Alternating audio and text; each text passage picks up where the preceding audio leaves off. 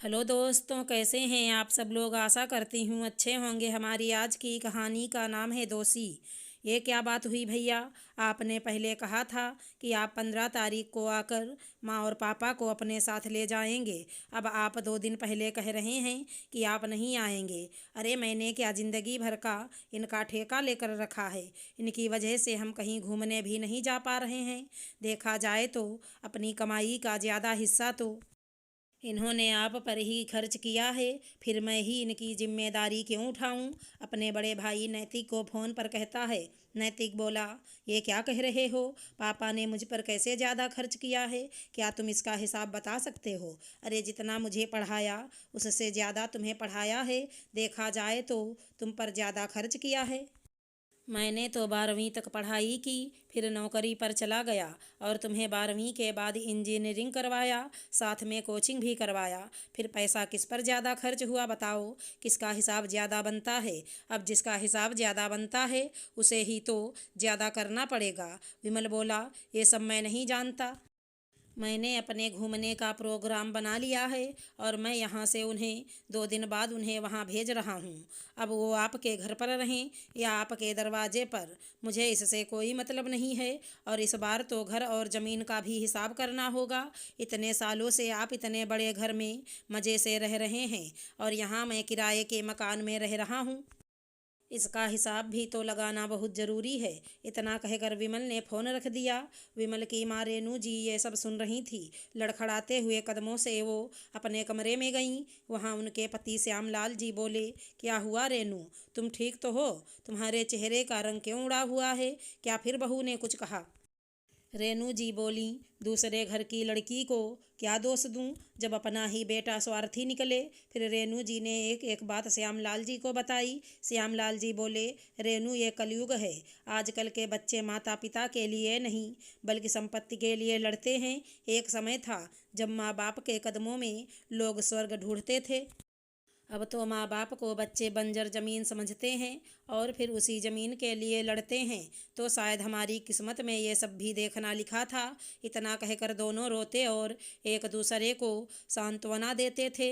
विमल अगले दिन श्यामलाल जी से बोला, पापा भैया के पास जाने का आप दोनों की टिकट करवा दिया हूँ।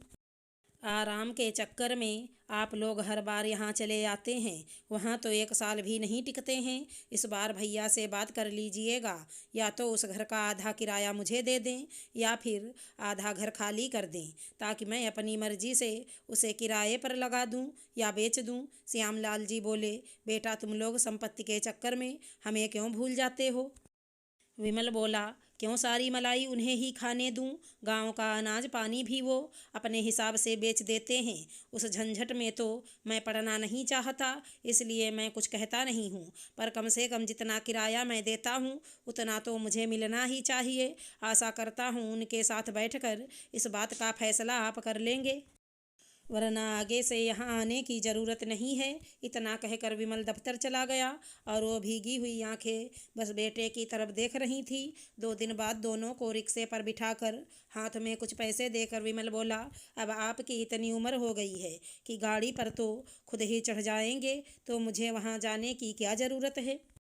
वहीं विमल की पत्नी नंदनी धीरे से पति के कान में बोली, हाँ तो ये कौन सा बच्चे हैं जो गुम हो जाएंगे, और गुम भी हुए तो कौन इस बोझ को अपने साथ रखेगा। श्यामलाल जी बेटे से बोले, बेटा संपत्ति के चक्कर में क्यों भाई से अपना रिश्ता खराब करते हो। पैसा तो हाथ का मैल होता है, आज है कल नहीं, पर ये रिश्ते हैं जो जीवन भर साथ रहते हैं। विमल बोला, पापा ये ज्ञान की बातें अपने पास रखिए। जीवन में ज्ञान नहीं पैसे की ज़रूरत पड़ती है, और ये ज्ञान आप वहाँ जाकर उन्हें दीजिएगा। चुपचाप हाँ में सर हिलाते हुए वो रिक्शे पर बैठ गए और चले गए। रास्ते में रेनू जी बोली, बच्चे बहुत जल्दी बड़े हो जाते हैं।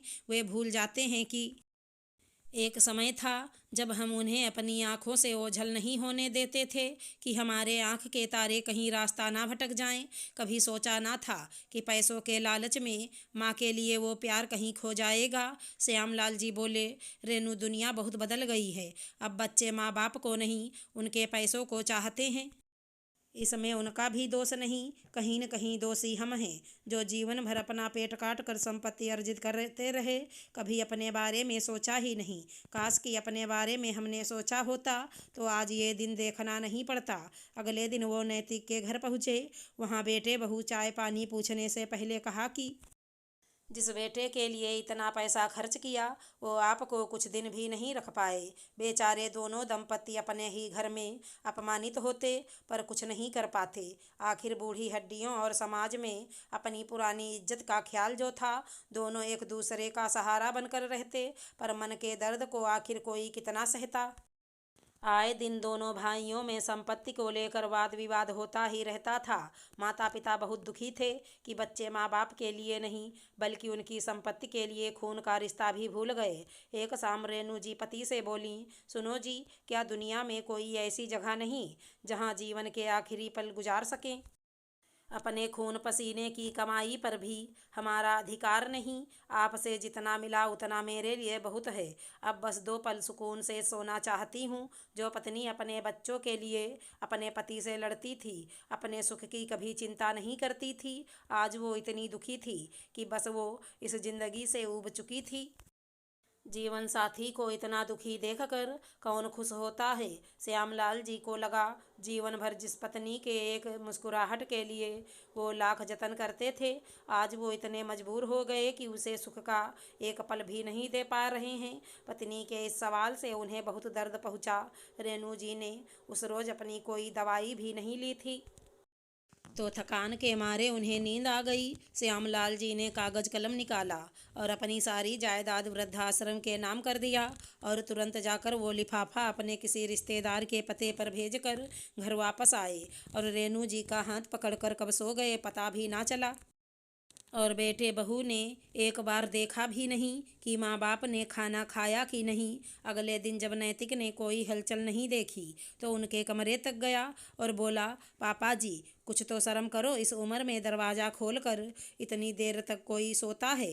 बहुत देर बोलने के बाद भी जब कोई जवाब नहीं मिला तो वो कमरे के अंदर गया। जैसे ही नैतिक ने उन्हें हाथ लगाया तो पाया कि उनका शरीर तो ठंडा हो चुका है। दोनों अपनी औलाद के दिए गए दर्द से मुक्त हो चुके थे। बाद में दोनों भाई लड़ते रहे पर हाथ कुछ ना आया। अगर हमारी कहानी पसंद आई हो तो चैनल को लाइक शेयर सब्सक्राइब करें। राधे राधे दोस्तों।